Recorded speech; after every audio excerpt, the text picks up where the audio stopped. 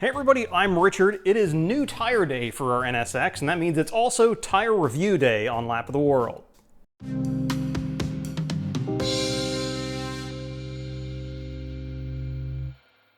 So we've now been through a few sets of these Falkens on our 300,000 mile NSX here, but while we've done a review of the sibling tire, the RT660, we hadn't yet taken the time to put together our thoughts and data on the 615s until now.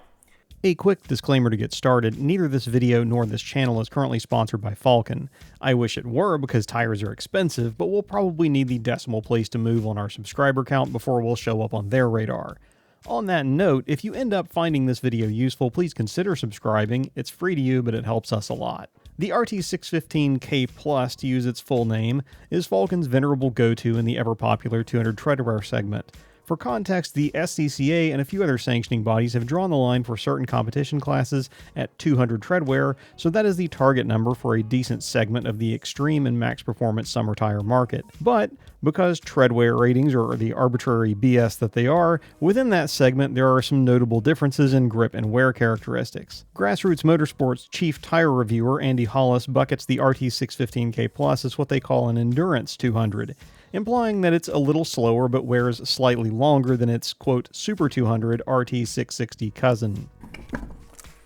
So, how does the magazine review match reality for us? And how many miles have we been getting out of Falken's arguably most distinct tread pattern with our own mixed use? We've been through a few sets of 615s and typically manage between 10 and 14,000 miles of mixed road and track use on the rear end of an NSX. For those unfamiliar, the first-gen NSX is somewhat notorious for eating its rear tires. One can manage this tendency with rear toe adjustments, but being mid-engined with a 5842 rear weight bias, the rear tires still wear at roughly twice the rate of the fronts. We've removed this set at about half life to start fresh for a particularly long trip, so can see how they're wearing.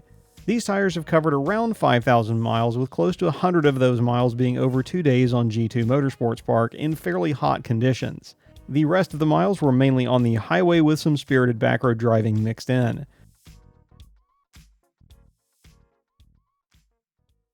With the new tire here at 7/32 tread depth for reference, we can see some variation on the used set, with between 4 and 5/32 remaining on the rears, given a little camber and shoulder wear. Explaining a bit, our NSX runs between -2.5 and -3 degrees of camber in the rear, a setting dictated by some pyrometer probing, shooting for an even heat profile on track, with just a whisper of toe in for stability. Given that use, you can see the shoulder wear is just about keeping up with the camber wear, and that's a good thing, since unlike the RT660, the 615K Plus is asymmetrical, meaning there is a defined inside and outside. In theory, you could flip them on the rim to squeeze out every last penny, but it's not encouraged. It's worth noting that through probably 6 to 7 sets of 615 and 615K Plus, we've never had quality issues with the tire, and they also seem fairly robust when it comes to handling the odd pothole. Performance-wise, we're going to get a little subjective and speculative here for a second, but I do have some real-world data points. Getting this out of the way, between the 615K Plus and 660, I don't think there's much question that the 660 is faster over a single lap or in an autocross scenario. However, that doesn't mean that the 615K Plus is a write-off. My current PR at AMP on RT660s is indeed seconds faster than I've managed on the 615s. But my current PR at the firm in Florida was set on 615K Plus, and I've been back on 660s and couldn't quite crack a lower time in similar conditions. It's possible that set of 660s had aged out a bit, but it does illustrate that the difference in pace can fall within the usual noise of tire age, heat cycles, and an amateur's driving abilities. Still, why, if the 660s are faster in most cases, would someone switch back to the 615K Plus or opt for that instead? Well, the reasons are a fewfold. First and most obvious is that the price for the 660 and 660 Plus have now gone up, and the 615s, as noted, do last longer, so the value proposition has shifted back in favor of the 615 for now if you aren't trying to squeeze every tenth for an autocross or time trial. Second, and more subjectively, I feel like the 615s have slightly better road manners than the 660. Perhaps it's a bit more compliant sidewall or just less noise from the tread pattern, but given we're often covering big miles, a slightly nicer ride and less road noise is a bonus. Also, right now my lap times don't count for anything other than internet clout, so spending less and getting more matters to me right now than outright pace. Again, it's not like they're slow tires, we're splitting hairs here in a segment of very fast rubber. So taking that all into account, what are my final thoughts? Well, particularly if you're a first generation NSX owner and looking for the best bang for your buck in something that comes in friendly specs for your car, then the RT615K Plus is worth considering. It gives you that 200 Treadwear special sauce at a price that's equal to or less than most regular summer tire options.